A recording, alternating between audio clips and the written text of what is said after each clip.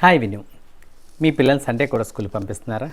మీ పక్కింట్లో పిల్లలు స్కూల్కి వెళ్ళట్లేదు, కానీ మీ పిల్లలు మాత్రం స్కూల్కి వెళ్ళవలసిన పరిస్థితి. ఒకసారి ఆలోచించండి, ఇది ఎందువల్ల జరుగుతుంది అన్నది. మీరు చెప్తూ ఉంటారు చాలా గొప్పగా, చాలా పెద్ద స్కూల్లో జాయిన్ చేస్తాం, చాలా కోచింగ్ ఇచ్చే స్కూల్లో జాయిన్ చేస్తాం, మంచి సిబిఎస్ఈ స్కూల్ని తీసి స్టేట్ బోర్డులో 6th లోనో 8th లోనో 10th లోనో జాయిన్ చేస్తాం, ఇంటెన్సివ్ కోచింగ్ అని పెట్టారు. ఇది చాలా బెస్ట్ స్కూల్, అనేక ర్యాంకులు వచ్చే స్కూల్ అని చెప్పి మీరు జాయిన్ చేశారు కదా, చాలా బెస్ట్ అని మీరు చెప్తూ ఉంటారు. సో మరి ఎందుకండి సండే స్కూల్కి పంపిస్తున్నారు? ఈ పక్కింటి బాబు కానీ పాప కానీ స్కూల్కి వెళ్ళాలి, వాళ్ళకి సెలవు. కానీ వాళ్ళ రిజల్ట్ కూడా at the end of the day మీ పిల్లలకి వచ్చినట్టే రిజల్ట్ వస్తుంది. అంటే లోపం ఎక్కడుందండి?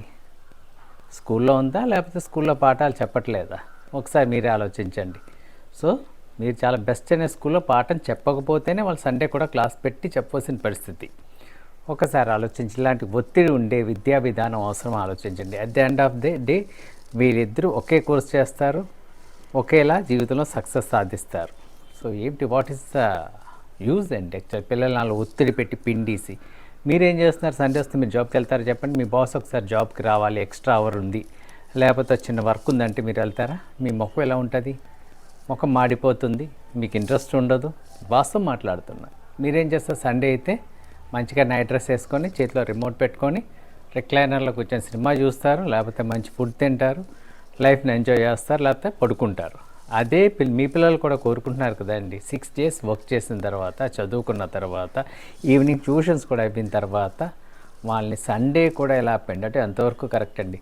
మానసిక ఒత్తిడి పిల్లల్లో పెరిగిపోతుందండి. సండే స్కూల్స్ వాళ్ళు పెడతారు, మీరు పంపించకుండా ఉన్నారనుకోండి, వాళ్ళు పెట్టడం మానేస్తారు. మీరు ఎప్పుడైతే మీరు పంపిస్తున్నారో వాళ్ళు కూడా పెడుతూ ఉంటారు. ఒక్కసారి ఆలోచించి, ఇలాంటి ఒత్తిడి ఉండే విద్యా విధానం అవసరమా? మనకి ఆరోగ్యమైన పిల్లలు కావాలో వద్దా ఆలోచించండి. పిల్లల మానసిక ఆరోగ్యం కూడా చాలా అవసరం. మనం అనుకుంటాం శారీరక ఆరోగ్యం ఒకటే, పుష్టిగా ఉన్నాడు, లావుగా ఉన్నాడు, బాగున్నాడు, బలంగా ఉన్నాడు, కానీ మానసికంగా ఎంత ఒత్తిడికి లోనవుతున్నా అనే విషయం మీకు తెలుస్తుందా అండి? సో మీరు సండే రెస్ట్ తీసుకొని మీ పిల్లలకు కూడా రెస్ట్ అవసరం.